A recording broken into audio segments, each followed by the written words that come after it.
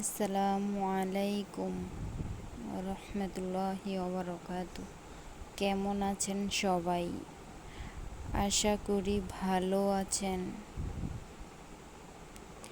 শুরু করছি আজকের হাদিস। হযরত মুহাম্মদ সাল্লাল্লাহু আলাইহি ওয়াসাল্লাম